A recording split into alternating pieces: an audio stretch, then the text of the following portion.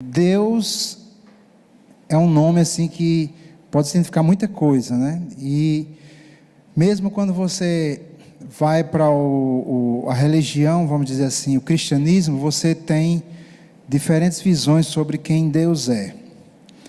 Claro, a gente não vai poder se furtar ao fato de que nós vamos passar aquilo que nós entendemos ser o caráter de Deus, mas que cada um possa examinar as Escrituras, possa examinar se está de acordo com a palavra de Deus, porque o que vai revelar quem Deus é a sua própria palavra.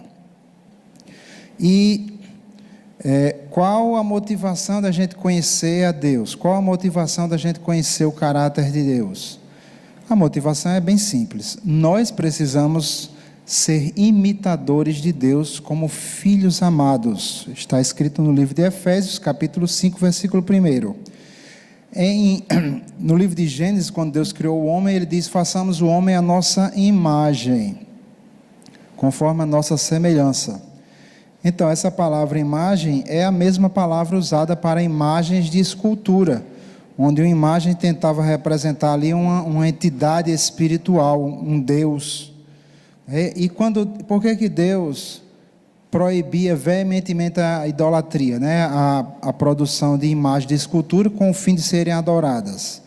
Porque quando Deus criou o homem, Deus criou aquela pessoa que seria a sua imagem. O homem foi criado para refletir a Deus, para mostrar quem Deus é. A gente viu isso, eu estou só dando uma resumida. Muitas das ideias erradas sobre a pessoa de Deus, elas são tiradas da própria Bíblia. Que estranho, né? Mas por que isso? Porque Deus ele se revelou através das Escrituras de forma progressiva. Lá no Evangelho de João, capítulo 1, versículo 17, diz que a lei veio por Moisés, mas a graça e a verdade vieram por Jesus Cristo. Então Jesus Cristo, ele revelou quem verdadeiramente Deus era. Lá em Hebreus capítulo 1, versículo 3, diz que Jesus é o resplendor da sua glória e a expressa imagem da sua pessoa, a imagem de Deus. A palavra expressa imagem no grego é a palavra caracter, que é o que a gente está estudando aqui. Ou seja, Jesus, ele é o caráter de Deus. Jesus é Deus em forma humana. Jesus é quem nós fomos criados para ser. E a principal característica de Deus está em 1 João 4,8, que diz que Deus é o quê? Amor. Este é o principal atributo de Deus, o Deus cristão, o Deus revelado por Jesus Cristo. Para exemplificar isso, temos aquele caso onde os discípulos, Jesus junto com seus discípulos, passaram ali por uma cidade samaritana e não foram recebidos pelos samaritanos ali. Ora, Jesus já tinha sido recebido por uma cidade de samaritanos ali em João capítulo 4. Mas naquele momento Jesus estava indo para Jerusalém e os samaritanos não receberam ele ali. E os discípulos perguntaram: mestre, você quer que a gente faça descer fogo do céu, como fez Elias? Então, os discípulos, eles referenciaram o Velho Testamento e pediram para Jesus, perguntou a Jesus se era para fazer do mesmo jeito. E Jesus olhou para eles, repreendeu os seus discípulos. Jesus disse: vós não sabeis a qual espírito servis. Então Jesus, ele não veio para destruir a humanidade, ele não veio para condenar, ele veio para salvar. Jesus é o caráter de Deus. Jesus mostrou amor não apenas em palavras, mas em obras e em toda a verdade. A gente começou a ver 1 Coríntios capítulo 13, que é o grande capítulo do amor, que mostra como é este amor. Se você pegar toda a ocorrência da palavra amor e substituir por Deus, então você vai ter uma ideia do caráter de Deus, né? E eu não vou ler agora porque a gente senão a gente vai demorar muito. Mas a primeira característica do amor, quem se lembra aí qual é? Ele diz o quê? O amor, Também, mas antes ele diz, o amor é sofredor. É a primeira característica do amor. Então, Deus, ele é uma pessoa que sofre. Deus, ele não vê a desgraça alheia, ele não vê a miséria humana e fica assim, insensível. O Deus cristão, o Deus revelado por Jesus Cristo, é um Deus sofredor.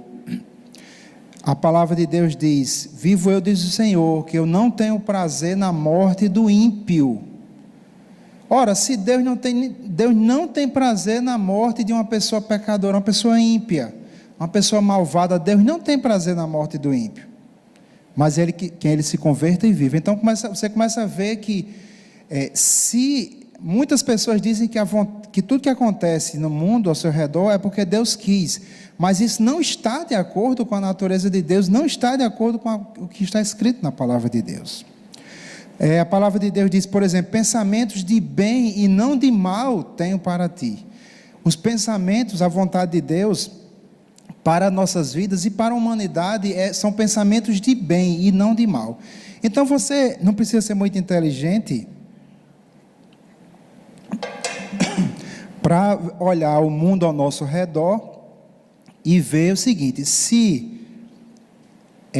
o que está acontecendo no mundo é porque Deus quer, então Deus ele é mau, Deus não poderia ser bom, porque se Deus, e aí eu citei um caso, né, eu trabalhei alguns anos na Câmara Criminal lá do tribunal, e a gente pegou vários casos terríveis, mas um caso, até a redatora judiciária saiu mostrando o processo para todo mundo, de um pai que estuprou uma filha de 2 anos de idade. Aí, assim, se você entende que é porque Deus quis, então esse Deus, como dizem, né, já disseram aí, esse Deus é um diabo. Então, queridos, é claro, se você pega a palavra de Deus e você olha para o mundo ao seu redor, você não vai reconhecer a palavra de Deus sendo cumprida no mundo.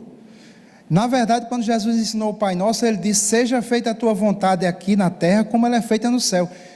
Veja que a vontade de Deus, ela não é feita automaticamente na terra. Então, essa doutrina da soberania de Deus, né, eu não vou falar de nenhuma denominação, mas eu vou falar da doutrina. Porque se é engano, a gente tem que trazer a verdade, né? A verdade é que nos liberta. Essa doutrina da soberania de Deus, que diz que tudo o que acontece é porque Deus quer, ela não tem apoio nas Escrituras.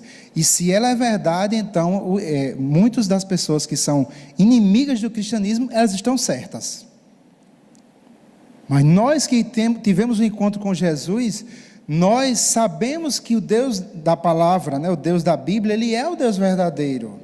Nós recebemos o Espírito Santo que testifica dentro de nós. Então, se alguém chega para mim e diz que Deus não existe, eu vou dizer só o seguinte, você chegou tarde, porque Deus já habita dentro de mim. Então, nada que você possa vir de fora vai me convencer de algo que eu tenho dentro. Eu tenho a certeza já dentro de mim. O Espírito Santo é um selo que nos sela, e ele testifica com o nosso espírito de que somos filhos de Deus.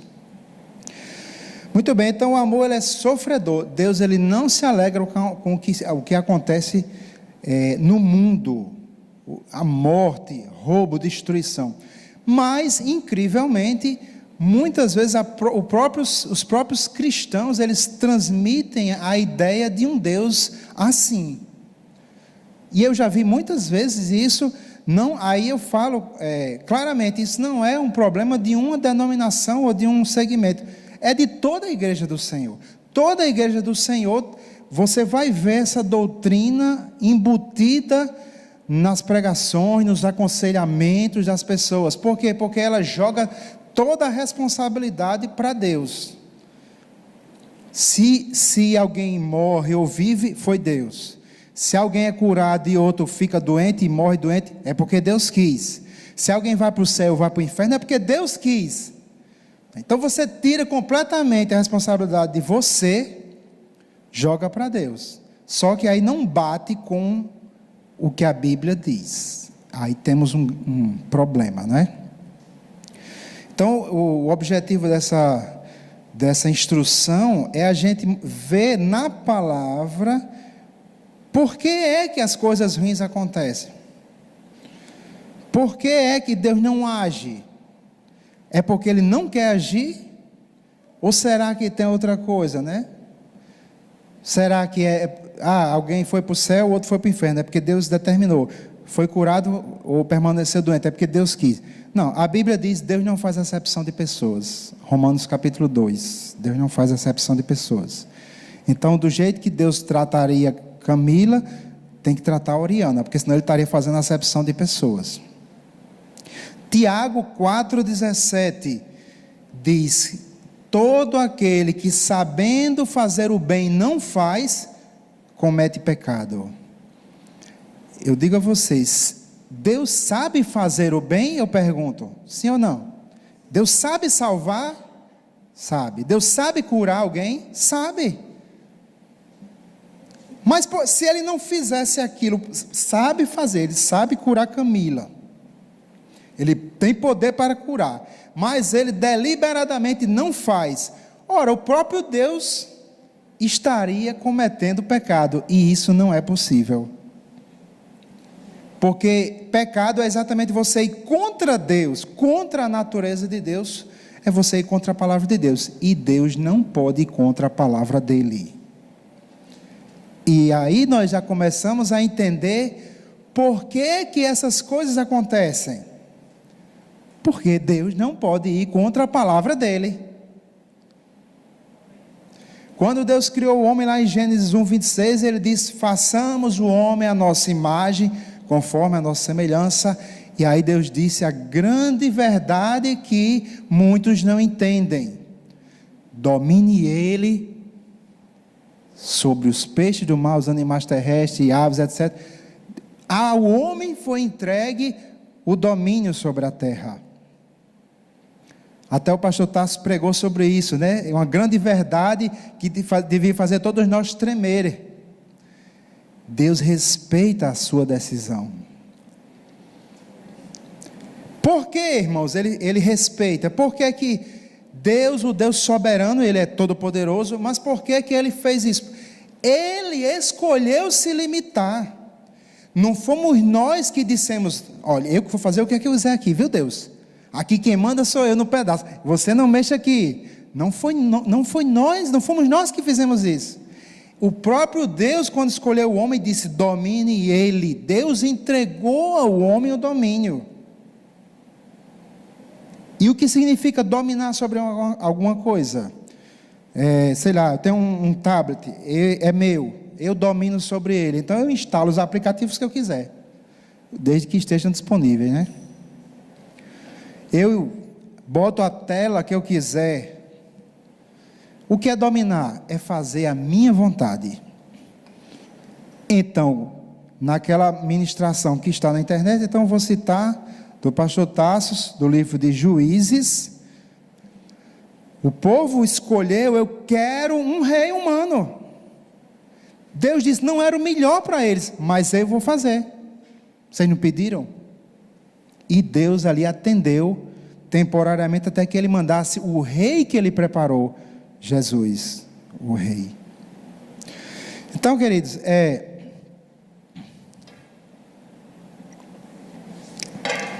eu vou resumir um restinho da aula passada, já estou resumindo, na verdade, e aí vamos entrar na parte 2. Aqui em 1 Pedro 2,9 diz que nós somos a nação santa, né, povo adquirido, etc., para anunciarmos as virtudes daquele que nos chamou, né, nos tirou das trevas, nos trouxe para a sua maravilhosa luz. Então, eu preciso mostrar ao mundo quem é Deus. Se eu mostro um Deus cuja imagem é distorcida, as pessoas não vão querer esse Deus. Muita gente não quer o Deus que é pintado por certas pessoas. Primeiramente porque não adianta só também falar que Deus é amor. As pessoas vão precisar ver este amor na minha vida e na sua vida. Não adianta só falar que Deus é fiel. As pessoas têm que ver eu crendo e agindo baseado nessa fé. A palavra fé é a mesma palavra fidelidade. Eu também preciso ser uma pessoa fiel, eu preciso ter uma palavra só. Eu não vou dizer isso para minha glória, claro, mas um dia desse eu fui falar com o meu chefe, eu saí, bati o ponto, mas não registrou. Na minha mente eu tinha batido o ponto. E aí eu uso aquele aplicativo de trânsito, né, o Waze, e eu não sabia qual era a hora que eu tinha saído. Então eu fui lá no Waze e vi o meu trajeto naquele dia. E aí eu vi a hora que eu saí, eu fiz um desconto, né, do tempo que eu saí do ponto até eu cheguei no carro. E eu cheguei, inseri lá no sistema de ponto e fui lá falar com o chefe para ele fazer a justificativa. Aí peguei o print da tela do Waze e fui lá mostrar que na hora que eu fui falar com ele disse só assim: meu amigo, você falando para mim é suficiente. Que coisa boa, né? Não quer nem ver essa tela não, você falou, pronto. Aí só foi lá e acho que... não estou dizendo isso para minha glória, porque eu já menti muito, né? Mas graças a Deus já me arrependi, né? Já me converti ao Senhor, e gradativamente, na medida que eu fui conhecendo a Deus, eu fui sendo transformado e fui me tornando fiel como Deus é fiel. Mas é isso, irmãos, não adianta a gente falar de um Deus que a gente não vive. A gente pode até falar, no início da nossa fé, falar o que a gente já viveu, experiências com Deus que a gente tem, mesmo que a gente não seja perfeito, né? Porque também se você for esperar se tornar perfeito para falar alguma coisa, então está complicado, porque eu também não ia falar não. Então nós somos povo de Deus e precisamos mostrar ao mundo as virtudes de Deus. O caráter de Deus precisa estar em nós. E em Efésios 3,17, que a gente leu, nós precisamos estar enraizados e consolidados no amor, porque é o caráter de Deus, é a principal característica de Deus. Hoje eu quero falar, ainda vamos continuar falando sempre sobre o amor, mas hoje a gente vai entrar na parte que eu chamarei de a fidelidade de Deus, tentar entender, vamos entender, né? Crescer um pouco nessa parte que faz parte, né? Nessa característica que é o caráter de Deus, que é a fidelidade. Muita gente questiona e diz que Deus criou o mal, né? E aí há todo aquele questionamento sobre se Deus é bom, se Deus é amor, por que ele criou Satanás? Ele sabia que Satanás ia pecar e ia trazer toda essa desgraça, né? Então nós vamos meditar um pouco sobre isso. No livro do profeta Ezequiel, capítulo 28, versículo 12. Eu vou ler aqui e a gente vai explicando. Ezequiel 28, 12. Do 12 em diante, né? Aqui o profeta Ezequiel vem falando sobre o rei de Tiro, aquela cidade. No entanto, chega um certo momento onde você vê claramente que ele não poderia estar falando de um homem. Então a maioria dos teólogos, né, as pessoas que ministram e estudam, reconhecem que aqui ele está falando do Lúcifer, né, do Satanás. Vamos ler aqui. Então diz, versículo 12: Filho do homem, levanta uma lamentação sobre o rei de Tiro e diz-lhe: assim diz o Senhor Deus, tu eras o selo da medida, cheio de sabedoria e perfeito em formosura. Ok? Então aqui não poderia estar falando do rei de Tiro, né? O que é esse selo da medida? Na NVI, ele dá uma tradução que ajuda a gente a entender melhor. Ele diz assim: você era o modelo de perfeição. Então, quem era Satanás? Quem era Lúcifer? Ele era, mais à frente a gente vai ver, ele era um querubim. E ele foi criado por Deus como o anjo mais top que existia. Ele foi o modelo da perfeição. Ele era a medida, né, da perfeição. Cheio de sabedoria e de perfeita beleza. Então eu acredito, né, que não devia ser pouca coisa não, devia ser algo assim, como a gente pode imaginar, talvez a pessoa mais bela que existe, é minha esposa, né, que está ali, mas mesmo assim, Lúcifer era algo assim, tremendo, né, a gente não pode nem imaginar, muito bonito, cheio de sabedoria, ele tinha perfeição, tinha sabedoria, era cheio da sabedoria e perfeita beleza. Vou voltar aqui para João Ferreira.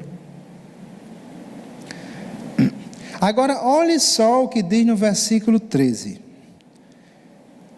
Estiveste no Éden, jardim de Deus, de toda pedra preciosa era a tua cobertura, sardônica, topázio, diamante, turquesa, ônix, jaspe, safira, um bocado de carro, né? Carbúnculo, esmeralda e ouro. Em ti se faziam os teus tambores e os teus pífaros. No dia em que foste criado foram preparados.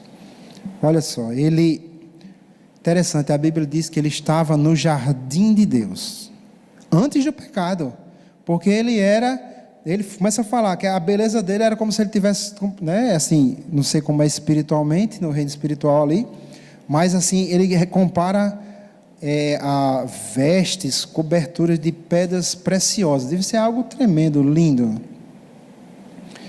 E ele tinha nele mesmo instrumentos, né? O próprio Lúcifer, ele era uma orquestra ambulante. Não sei se você já viu aquele pessoal que toca um bocado de instrumento de uma vez, bota um negócio aqui, uma gaita aqui assoprando e toca, e pronto. Só que fica um negócio meio tosco, né? Você já viu esse povo que toca um bocado de instrumento aqui de uma vez, né? Mas ele não, ele tinha os instrumentos nele mesmo. Então, além de ser perfeito em beleza, além de ser cheio de sabedoria, ele fazia um louvor de si mesmo a Deus, algo tremendo. Eu acredito que é uma beleza assim que é inimaginável. Aí no versículo 14 você vê claramente que não tinha como ser realmente um homem, isso aí. Ele diz: tu eras o querubim, ungido para cobrir. O que é isso, cobrir, né?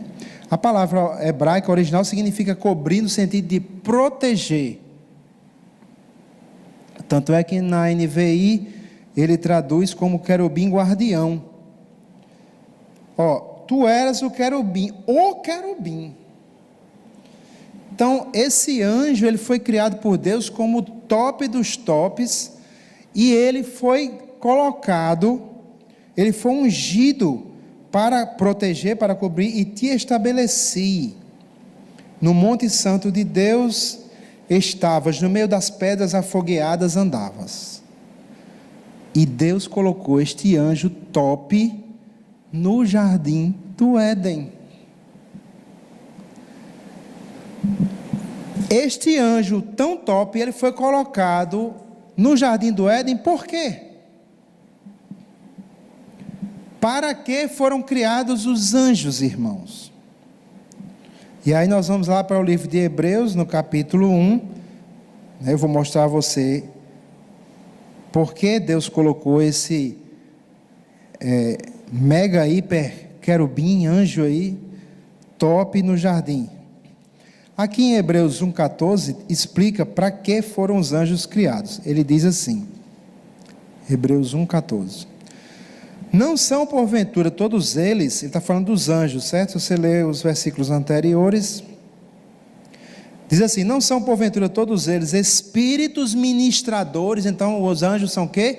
Espíritos ministradores, eles ministram algo da parte de Deus, enviados para servir. Observe que não são apenas alguns anjos que foram criados por Deus como espíritos ministradores enviados para servir. Diz aqui claramente: não são porventura todos os anjos foram enviados para servir, eles foram criados para servir o homem.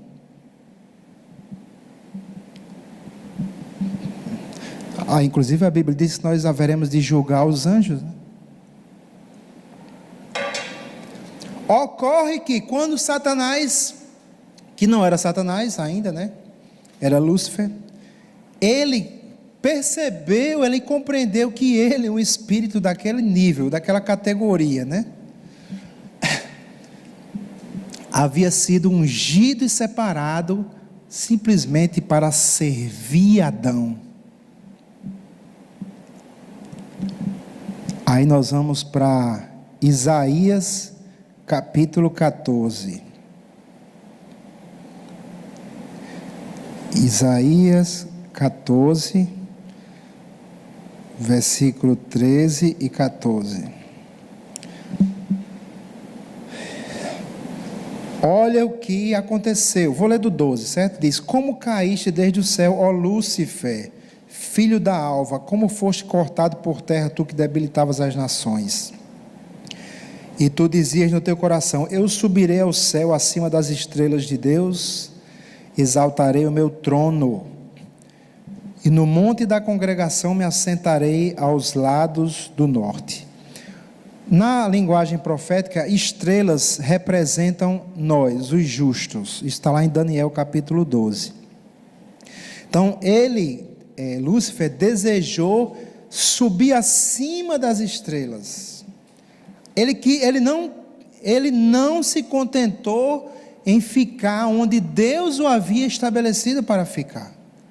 Ele quis ir além. E aqui no versículo 14 ele diz: subirei sobre as alturas das nuvens e serei semelhante ao Altíssimo. Quem foi criado à imagem e semelhança de Deus? Quem foi? Fomos nós. Nós fomos criados à imagem e semelhança de Deus. Deus criou todo um universo físico e o deu ao homem. E colocou o anjo top dos tops, poderosíssimo, lindo, maravilhoso, uma orquestra sinfônica ambulante, colocou aquele anjo maravilhoso para servir ao homem. Aí ele não quis. Ele até deve ter servido, né? Porque se a gente voltar lá para Ezequiel 28, diz aqui, no versículo 15: perfeito eras nos teus caminhos. Isso quer dizer que ele foi criado perfeito. Não foi Deus que criou Satanás, ou Lúcifer, para ser a serpente que ele se tornou. Não foi Deus que fez isso. A culpa não é de Deus, mas Deus não sabia. Esse é o questionamento. E aí nós vamos entender uma coisa hoje. Aí se você não conseguir compreender, ore a Deus para que Ele te revele e creia no que a Bíblia diz. Se Deus te chamou e te criou para uma coisa, mesmo que você desobedeça e não faça, o seu chamado continua lá e continuará lá para sempre. A Bíblia diz que os dons e a vocação de Deus são irrevogáveis. Então o fato de Deus saber que o homem ia pecar, não impediu Deus de criar o homem. O fato de Deus saber que Lúcifer se tornaria um demônio, não fez Deus mudar. Deus não pode mudar. E é isso que muitos cristãos não compreendem. Muita gente pensa que de alguma forma Deus vai dar um jeitinho na sua palavra para me favorecer. De alguma forma a gente pensa que Deus não vai cumprir o que está escrito. Gente, Deus não é igual a mim nem a você. Deus não é homem para que minta, nem filho do homem para que se arrependa. Deus é imutável. A palavra dele não muda. Jesus disse: os céus e a terra passarão, mas as minhas palavras não vão passar. Não pode passar. Em Hebreus capítulo 1, versículo 3, que a gente já citou aqui, diz que Jesus sustenta todas as coisas pela palavra do seu poder.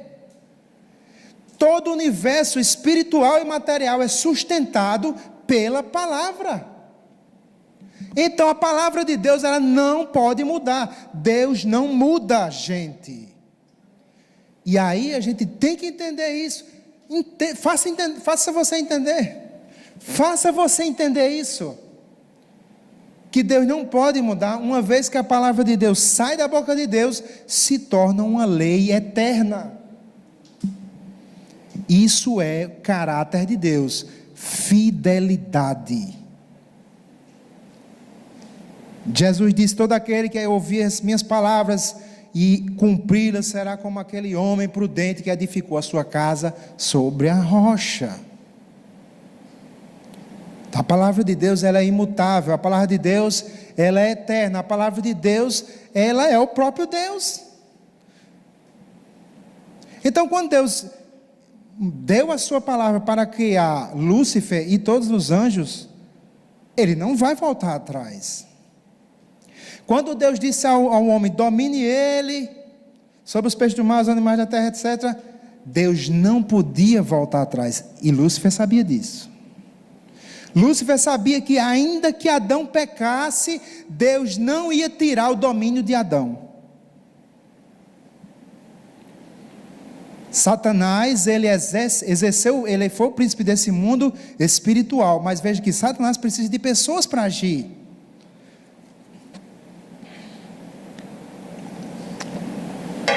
Mesmo em pecado, o domínio continuou com o homem. O homem continuou exercendo seu domínio, criando instrumentos, está lá em Gênesis. Começaram a criar instrumentos, começaram a criar gado. Deus, ele interfere trazendo julgamento, porque esta é uma outra característica de Deus. Ele é o juiz de todo o universo. Mas o domínio continuou sendo do homem. Satanás, pelo engano, começou a transformar a mentalidade, a cultura humana, para formar no homem a imagem dele. Era o que ele queria. Ele queria ser o Deus desse mundo. E porque o homem desobedeceu a Deus e pecou, ele conseguiu em parte, conseguiu fazer isso. Mas você pode observar que tudo que é edificado aqui ao seu redor foram homens que construíram. Ou você já viu algum demônio construindo uma casa? O diabo vai construir aqui uma casa, aí os demônios tudo lá, trabalhando, o rabo balançando, né? Alguém já viu um demônio fazer isso? Agora ele usa o ser humano, se o homem der lugar. Satanás, gente, ele só adquiriu autoridade por causa do homem. A autoridade que Satanás obteve, não foi Deus que deu.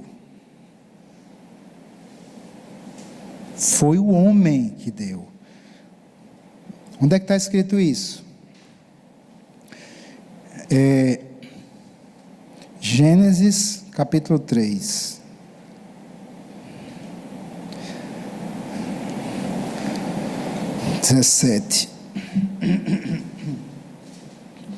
Olha aqui o que Deus disse para Adão: porquanto deste ouvidos à voz de tua mulher. Mulher é uma bênção, né? Mas a gente tem que ter cuidado também, né? Amém? Depois a Oriana conversa comigo ali. Porquanto deste ouvido à voz de tua mulher e comeste da árvore de que te ordenei, dizendo: não comerás dela, maldita é a terra por causa de ti. A maldição que entrou na terra não foi por causa de Deus, nem foi por causa do diabo, de Satanás, né? Foi por causa do homem. Porque como é que essa maldição veio para a terra se Adão não teve culpa nenhuma? Ele não tinha domínio sobre a terra, ele não tinha autoridade sobre a terra. É Deus que ele é soberano, ele tem domínio, ele faz o que ele quer, do jeito que quer, como quer, quando quer, aleluia. Não. Se a maldição entrou porque o homem desobedeceu, é porque o domínio pertencia ao homem, a responsabilidade era do homem. Então Satanás adentrou no homem pelo engano e gradativamente foi degenerando a imagem de Deus no homem. E aí a gente vê o resultado mais à frente, né? Deus viu que os pensamentos do homem eram maus continuamente. Ok? Então, eu falei algumas coisas, vou só mostrar os versículos. Em Números 23, 19, diz isso que eu falei, que Deus não é homem para que minta, nem filho do homem para que se arrependa. Certo? Só explicando que tem algumas traduções que às vezes trazem que Deus se arrependeu de tal coisa. Quando esse termo Deus se arrependeu, eu já olhei inclusive o original hebraico, também é a mesma palavra usada para se entristeceu. Não é o arrependimento como eu, que cometo pecado e erro, aí me arrependo, né? Mudo de direção e vou agir diferente. Deus não vai mudar de direção e agir de forma diferente, porque Ele se arrependeu, não é isso. Deus, Ele só volta atrás em algo quando é um juízo, ou há uma promessa condicional, por exemplo. Salmo 23, né? Todo mundo conhece. O Senhor é o meu pastor, nada me faltará. Para que nada lhe falte, o Senhor primeiro tem que ser o seu pastor. Se Ele não é o seu pastor, então você não pode reivindicar essa palavra e dizer. E aí tem os desdobramentos da palavra. Se eu sou ovelha e Ele é meu pastor, então Ele tem que me conduzir. Se eu não estou sendo conduzido por Deus, eu não necessariamente vou acabar nos pastos verdejantes, nem nas águas tranquilas. Então, há coisas na palavra que são condicionais. Não é que Deus falhe. Eu é que não observo a palavra. Mas existe a questão do juízo, né? Nínive, por exemplo. O Senhor mandou Jonas ir para Nínive, porque por causa do pecado iria ser destruído e tal. Nínive não foi destruído naquele momento. Por quê? Porque Deus se arrependeu, o homem se arrependeu, né? Os ninivitas se arrependeram, e aí o Senhor também, o Senhor se arrependeu, não que Deus estivesse errado, mas porque o homem se arrependeu, aí Deus retira, né, o juízo. Mas segundo a minha querida esposa que fez um estudo sobre isso, 100 anos depois, Nínive foi destruída. Ou seja, a palavra de Deus estava lá.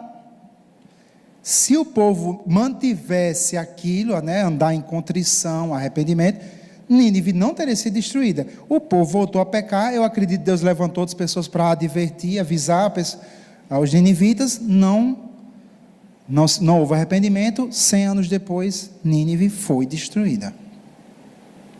Não é isso? 100 anos, né? Muito bem, minha assistente. Né?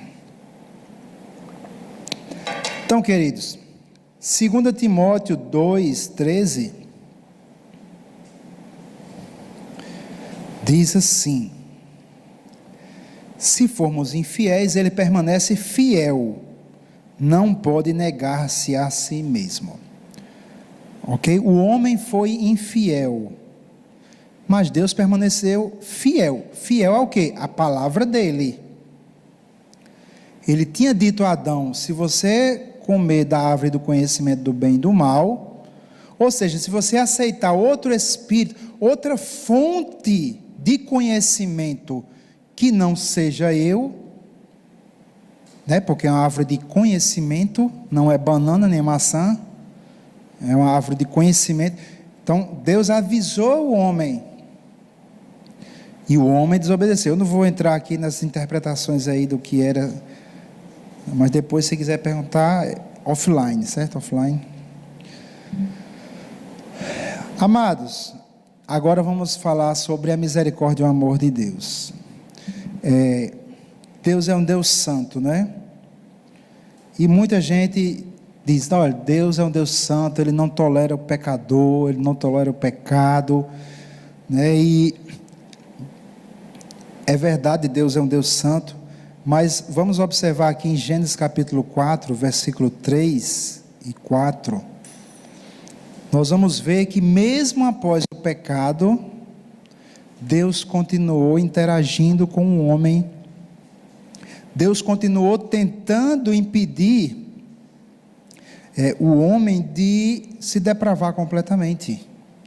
Se você vê em Gênesis capítulo 4, versículos 3 e 4, diz assim: e aconteceu ao cabo de dias que Caim trouxe do fruto da terra uma oferta ao Senhor, e Abel trouxe também dos primogênitos das suas ovelhas e da sua gordura, e atentou o Senhor para Abel e para a sua oferta, mas para Caim e para a sua oferta não atentou, e irou-se Caim fortemente e descaiu-lhe o semblante. Primeiramente, quem foi que ensinou Caim e Abel sobre oferta? De onde é que eles tiraram essa ideia de pegar ofertas e trazer para o Senhor? Foi da cabeça deles? Não foi, amados. Deus fala, mesmo depois do pecado, esse Deus santo e maravilhoso continuou falando com eles. Deus continuou a trazer instruções para o homem. Deus não abandonou o homem assim, mesmo no pecado. Observe que logo depois, e aí muita gente diz, não, mas Deus recebeu a oferta de Abel, mas não recebeu a de Caim, fez acepção de pessoas. E não, Deus não fez acepção de pessoas. Isso aqui é só um parêntese, tá bom? Aqui a Bíblia diz, e também lá em 1 João diz, que Deus não pôde receber a oferta de Caim, porque Caim era do maligno, ele era uma pessoa má. As obras de Caim eram más. Se você hoje tiver uma rixa contra um irmão, se você tiver uma mágoa do irmão, o irmão está chateado com você, aí você, na hora da oferta, vai tirar a sua oferta para dar para o Senhor, Deus vai receber a sua oferta? De acordo com o que Jesus falou, não. Jesus disse, se você tem alguma coisa contra o seu irmão, segura a oferta aí, vai lá, resolve essa questão com o teu irmão, aí depois você volta e apresenta a oferta. A mesma coisa. Então, a Bíblia diz lá em 1 João que nós não devemos ser como Caim, porque as obras de Caim eram más, e Deus avisa isso a Caim. Ele diz aqui no versículo 7, veja só, primeiro, Deus não abandonou o homem, Deus continuou interagindo com o homem, dando instruções ao homem, falando com o homem, mesmo depois do pecado. E aqui ele diz aqui no versículo 6, e o Senhor disse a Caim, olha, o Senhor mesmo foi lá falar com Caim.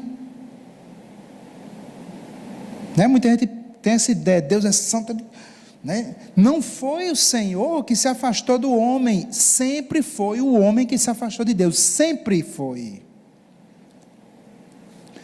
E eu vou ter que dar uma corrida, porque senão não vai dar para terminar. Muito bem, o Senhor vai lá, eu vou resumir, tá bom? E ele diz aqui no versículo 7, exatamente o que diz lá em 1 João, se bem fizeres, não é certo que serás aceito? E se não fizeres bem, o pecado jaz à porta, e sobre ti será o seu desejo, mas sobre ele deves dominar. Então Deus disse, se você fizer o bem, você será aceito. Caim não entendeu, foi lá e fez o quê? Matou o irmão. Terrível, né? Se eu fosse Deus, você acha que eu ia fazer o quê? Se eu pegasse Caim, matou o irmão.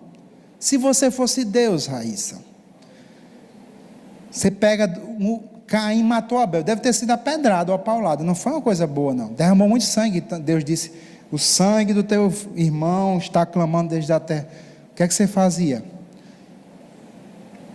Se fosse eu, meu irmão, eu dava só um em Caim, assim, pum, fulminava ele na hora. A lei de Moisés mandava isso também, né? Derramou sangue, terá o sangue derramado. Mas o que foi que Deus fez? Deus foi lá falar com Caim. Versículo 10, aliás, versículo 9, disse o Senhor a Caim, onde está Abel teu irmão? E ele disse, não sei, sou eu o guardador do meu irmão. Meu irmão, bastava dizer um negócio desse para mim,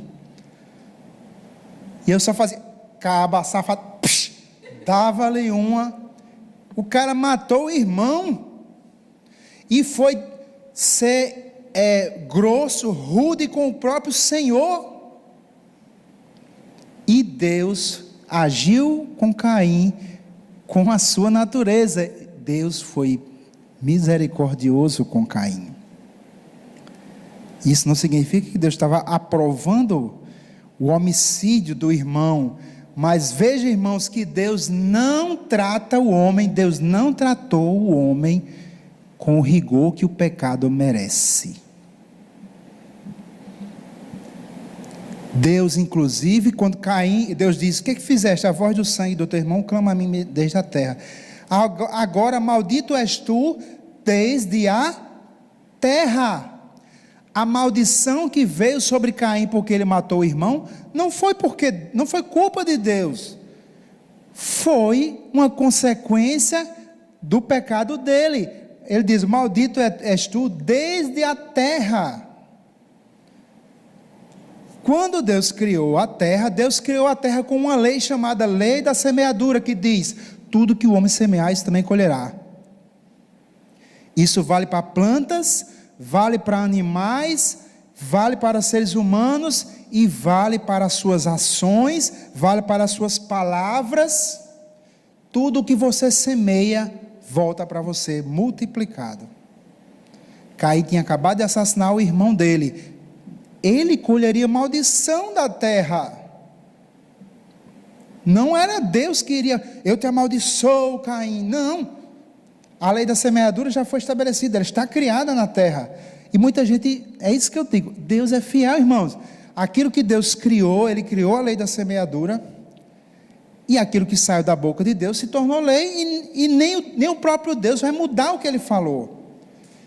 Muita gente não entende, as pessoas dizem: não, Deus sabe que eu não consigo deixar de ter relação sexual sem ser casado. Deus me conhece.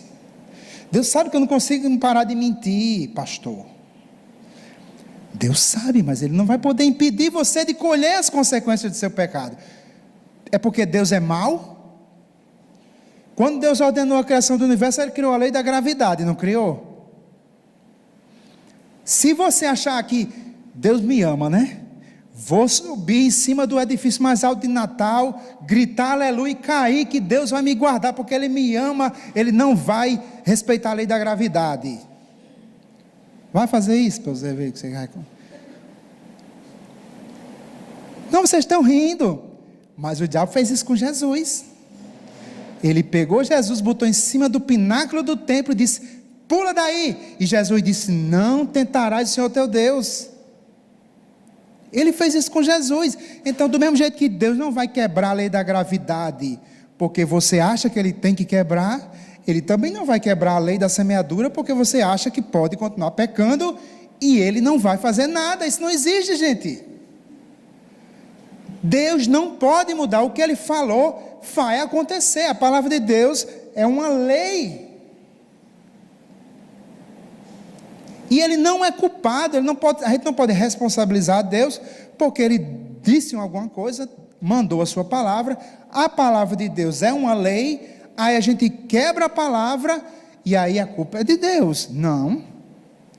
Se alguém pular aqui de cima da igreja, a gente vai achar ruim, mas ninguém vai dizer: a culpa foi de Deus, que devia ter tirado a lei da gravidade.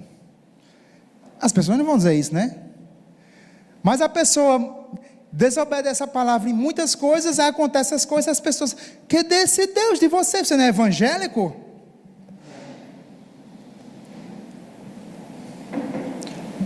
Não fica olhando assim com essa cara assustada para mim, não. Amados, então Deus, Ele é fiel à sua palavra, mas Deus é misericordioso. Nós vimos que Caim matou o irmão, merecia o quê? A morte. Pela lei de Moisés era a morte, o salário do pecado é a morte. Mas Deus tratou Caim com misericórdia. Deus inclusive colocou um sinal, porque Caim disse: é maior a minha maldade que a que possa ser perdoada. Eis que hoje me lanço da face da terra, e da tua face me esconderei, e serei fugitivo e vagabundo na terra, e será que todo aquele que me achar me matará. O Senhor, porém, disse-lhe: portanto, qualquer que matar Caim 7 vezes será castigado. E pôs o Senhor um sinal em Caim, para que não ferisse qualquer que o achasse. Estranhamente, diferentemente do que muitos pregam por aí, Deus não tratou o homem com o rigor que o pecado merece. Deus protegeu o primeiro assassino registrado na Bíblia, não aprovando o que ele tinha feito, mas Deus não tratou o homem com rigor. Deus só foi começar a punir o pecado com rigor quando? Quando Ele deu a lei de Moisés. Aí Deus começou a punir o pecado, durante a vigência da lei. E nós vamos entender isso. Por isso é que muitas vezes você pega o Velho Testamento, a lei de Moisés, e você diz: parece que é outro Deus. Mas não é outro Deus. Veja aqui o mesmo Deus de misericórdia, tratando Caim com misericórdia, protegendo. Imagine se Deus fosse punir eu e você por todos os erros que nós fizemos no passado. Eu já teria morrido, irmãos. Estava nem aqui pregando para vocês. Quando Deus deu a lei de Moisés, aí o Senhor começou a ser rigoroso. Mas antes, não. Deus é misericordioso. E Ele não nos trata segundo os nossos pecados. Amados, Deus continuou a interagir com Caim, né? Vou falar aqui sobre... concluir, a gente vai já começar o culto, e eu vou ler aqui, certo? Deus restringiu a sua ira ao lidar com o pecado dos dias de Adão até Noé. Ele operou em misericórdia, amor e perdão, não imputando os pecados das pessoas. O salário do pecado é a morte, certo? Deus não estava imputando o pecado nas pessoas. Por quê? Seria como uma aprovação do pecado? Não. Deus não estava aprovando o pecado. Não a aprovação do pecado, mas sim porque Ele não queria que as pessoas soubessem o quão vis e imundas elas eram. Porque o conhecimento do pecado afasta as pessoas de Deus. Você enxergar o quão pecador você é, afasta. Não foi Deus que disse: Caim, sai de perto de mim aqui, eu te lanço fora. Leia que você vai ver que não foi Deus que fez isso. Caim disse: agora me lanças para longe. Mas não foi Deus que lançou Caim para longe. Quanto mais o homem pecava, mais eles se afastavam de Deus. E quando a gente entra em contato com esse Deus de santidade, a gente reconhece a nossa sujeira, a nossa imundícia. E se Deus não fizer alguma coisa, isso só vai nos afastar dele. Quando Adão pecou, lá em Gênesis 3, quando ele ouviu a voz de Deus, ele fez o quê? Ele se escondeu. Ele se escondeu. E quando Deus tirou o homem do Éden, não foi porque Deus não amava o homem, não foi porque Deus, vai para lá que eu não quero mais nada a ver com tu não, hein? Não, porque nós vimos que em Gênesis capítulo 4, ele continuou a interagir com o homem. Não foi isso. A Bíblia responde isso. Por que que Deus tirou o homem do Éden? Para que o homem não vivesse eternamente como pecador. Você pode ler. Ele diz: para que não lance mão da árvore da vida e viva para sempre. Deus não queria o homem vivendo para sempre pecador, porque o homem estaria condenado eternamente para ficar eternamente longe de Deus, eternamente. Não haveria isso aqui mais. Então, tudo, amados, que Deus faz, a primeira motivação dele é o amor, porque Deus é amor. Amém.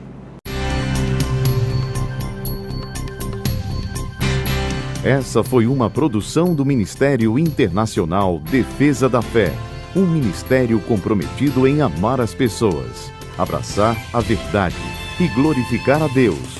Para saber mais sobre o que fazemos, acesse defesadafé.org.